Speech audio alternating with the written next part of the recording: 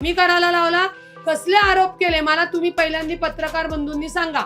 मी काय आरोप केले? ज्या महिलेवर केला तिने FIR केली, ज्या महिलेच्या बेंबीत बोट घातलं तिने तक्रार केली, ज्या महिलेला मूत्र पाजलं तिने तक्रार केली. मी आरोप केले नाहीयेत. मी यांच्या गुरु माऊलीनी भोंदू बाबांनी ज्या महिलेचं शोषण केलेलं आहे त्या पदावर यांनी पदाचा गैरवापर करून भोंदू बाबाला मदत केली ते मी तुमच्या जगासमोर आणलेलं आहे. ते मी कोर्टासमोर आणणार आहे आणि पाठवा. तुम्ही कुठल्या नोटीस पाठवायच्यात ते पाठवा. विथ पुरावे तिथं तुमचे देणार की तुमचे काय संबंध होते आणि काय नव्हते ते.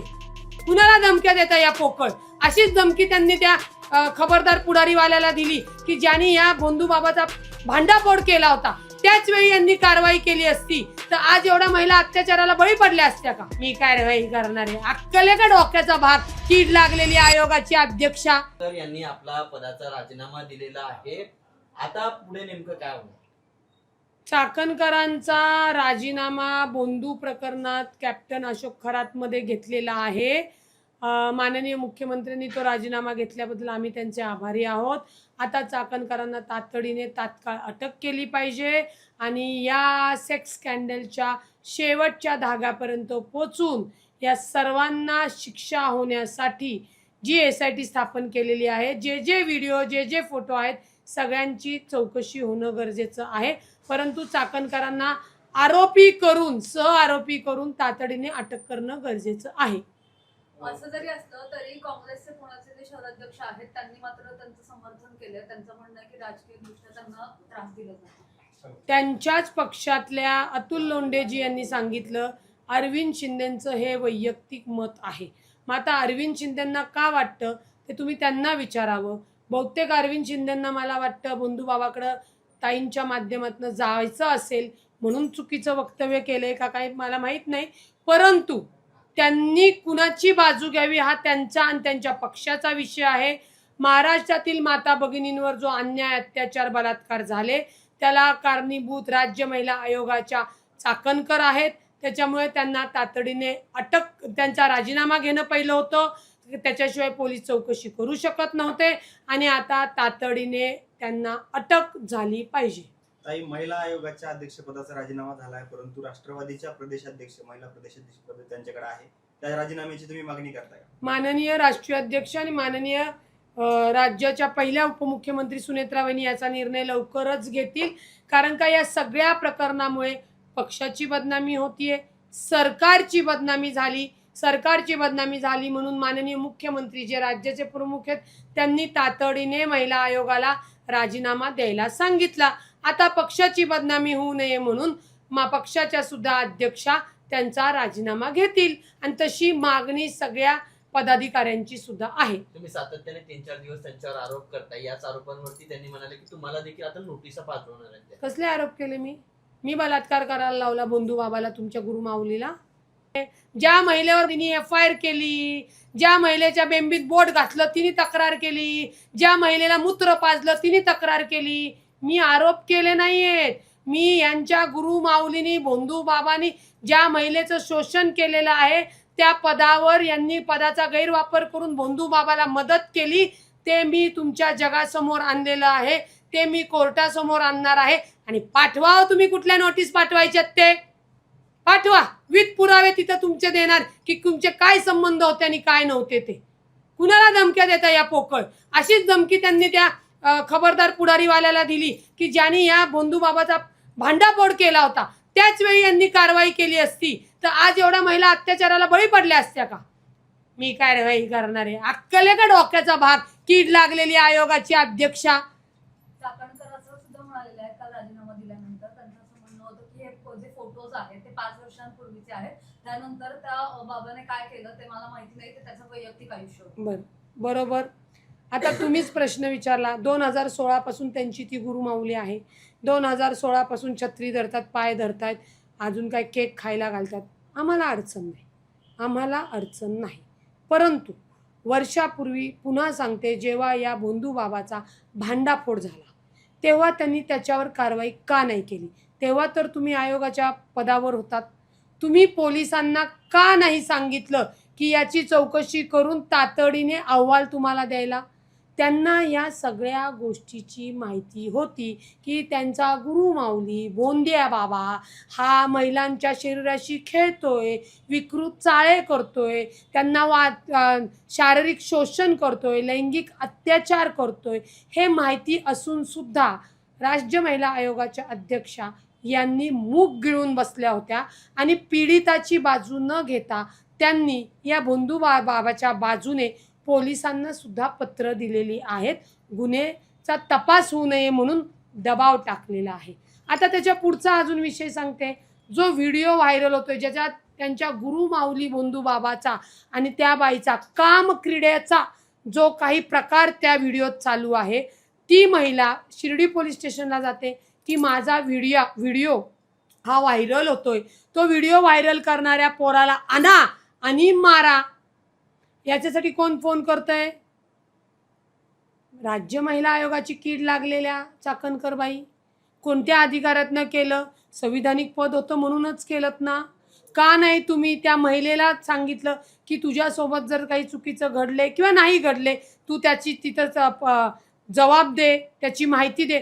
तपासामध्ये जाणीवपूर्वक चाकणकर बाईंनी अडथळा आणला फक्त आणि फक्त बोंधू बाबाला वाचवण्यासाठी. त्याच्यामुळे त्यांनी नैतिकतेच्या, कायद्याच्या तर त्यांना बुद्धीच नाही आहे, त्यामुळे बोलूच नाही आहे. आणि त्यांनी जे काय स्टेटमेंट केले त्याच्यावर तुम्हीही पत्रकार प्रश्न विचारतात. तुमचं तरी शिक्षण झालंय का नाही मला असं विचारावं असं वाटतं. कोणती बदनामी? तुम्हीच झाल्यात उघड्या, तुम्हीच बोंधू बाबाला मदत करताय आणि आमची कुठली बदनामी केली? आणि त्यातनं करायचं तर पाठवा नोटीस, आम्हीही बघतो कोर्टामध्ये दूध का दुधावर पाणी का पाणी. आणि त्यांनी जे सांगितलं की हा फोटो तो फोटो, द्या ना कोर्टामध्ये, होऊ द्या ना.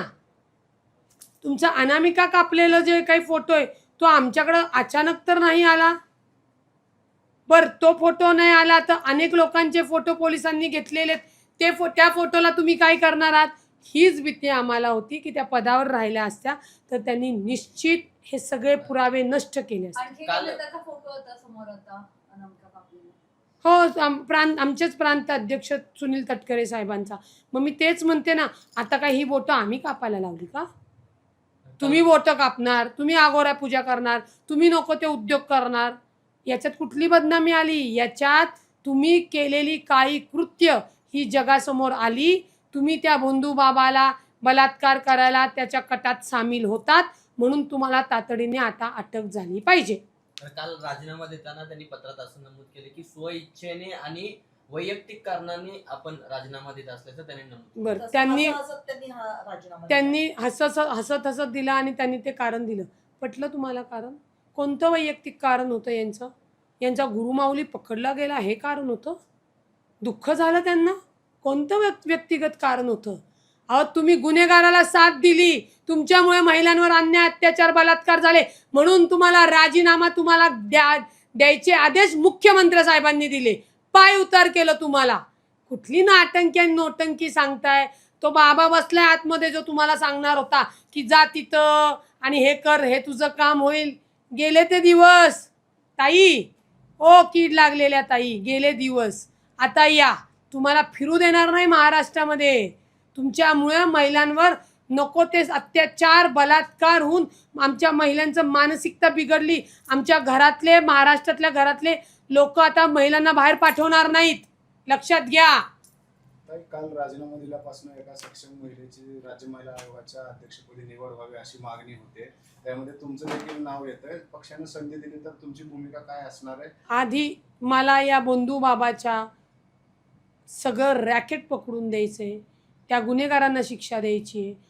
राज्य महिला आयोगावर माननीय वहिनींना, कारण का ते खातं राष्ट्र, ज्यांना द्यायचंय, जी योग्य असेल ती द्या, जिला कायद्याचं ज्ञान आहे, जी संवेदशील आहे. आणि कुठलीही पदाधिकारी कुठल्याही पदावर गेल्यानंतर तिने त्या जो विभाग तिच्याकडे दिलाय, जो मंत्रिपदाचा भाग संविधानिक पदाचा भाग दिलाय, त्या चौकटीत राहून महिलांना आधार, सक्षमता, सुरक्षा देणारी व्यक्ती द्यावी.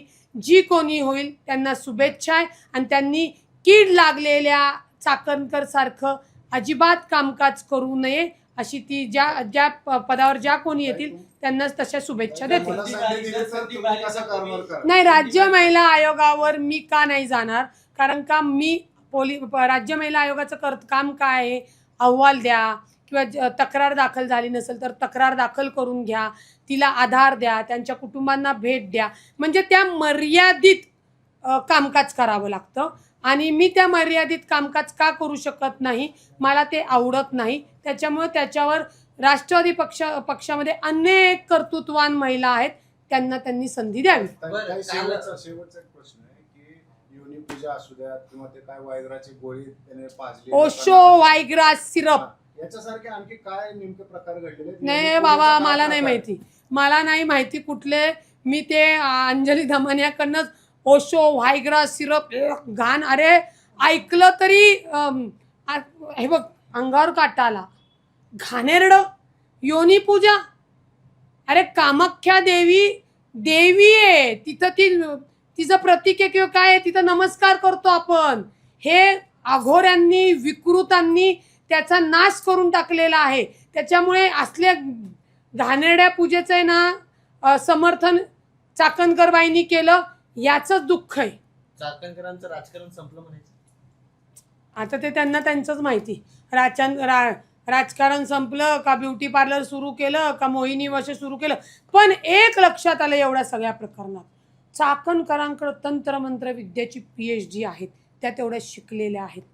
यदा कदाचित जे आता त्या भोंदू बाबाच मला वाटतं चाकणकर बाईकडे येईल की माझा हात बघा, जज मला कधी जामीन देणार आहे म्हणून, असं होऊ शकतं. हिंदीमध्ये एक दोन चल बाबा दोन काय- पॅकेजचं बॅटिंग. तू तर